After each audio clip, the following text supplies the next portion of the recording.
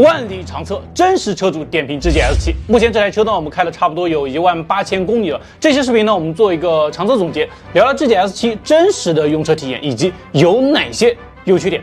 那正片之前呢，我们先来个小采访，看看公司的小伙伴对智界 S7的评价怎么样，以及最喜欢和最不喜欢的地方有哪些呢？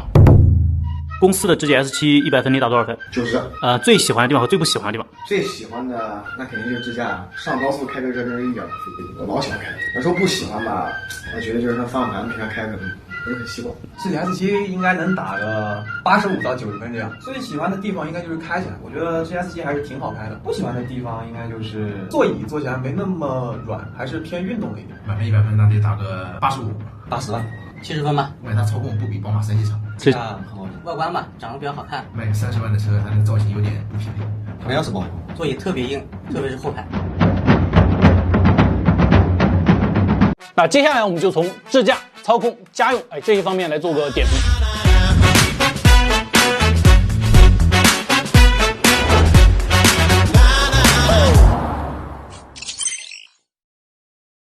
先说大家最关注的智驾部分啊，非常的好用啊。这么说大家可能没什么概念啊。我们举个例子啊，相比我们买的小米SU7、理想 L7，智界 S7的智驾体验呢是最自然、最接近老司机，也是最让人放心的。我们公司其实很多人呢对智驾的依赖呢，就是从这台车开始的，尤其是高速智驾，基本上能够做到从上高速到下高速不需要人为干预，所以每次长途出差的时候，它都是最抢手的。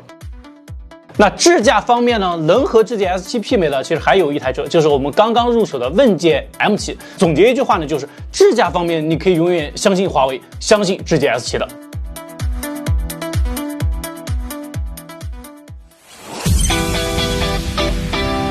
那再说另外一个优点就是操控，也是一句话总结啊。目前所有的华为车里面，智界 S7的操控体验应该是做的最好的。那这一方面呢，奇瑞功不可没，花了很多心思在底盘上，比如前双叉臂、上下 AB 呢都是解耦的，通过双球节连接，可调参数，角度更多一些。那再比如前面它也用了很粗壮的防倾杆，后副车架呢也是一体式铸铝的啊。说白了，这些底盘结构设计和用料呢，就是为了提升这台车操控。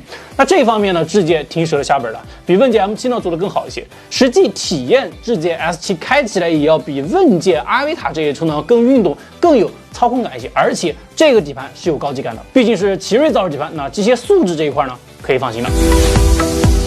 续航方面呢，表现良好，总续航是比较长的，705公里。那这个天开空调跑高速，差不多能够跑到500公里左右。那日常200公里左右的路程跑一个来回的话是没有问题的。目前来看的话，基本是没有续航焦虑的。那这台2驱版的车型呢，零百加速可以做到5秒4，所以在性能这一块呢，也不用担心了。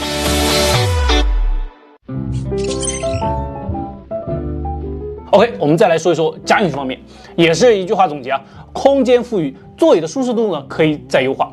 空间有多富裕呢？就这么说吧，比长轴的5系还要宽敞很多，同级别里面的水准是第一梯队的。当然了，也有大家反馈的问题啊，就是后排的座椅填充物偏硬一些，然后靠背角度呢偏直一些。如果能再优化一下，那体验会更完美了。还有另外一个问题啊，当然不仅仅是智界，也是其他新能源车有的问题，就是卡片钥匙非常鸡肋。希望以后的新能源车呢能够给到机械钥匙，卡片钥匙真的可有可无。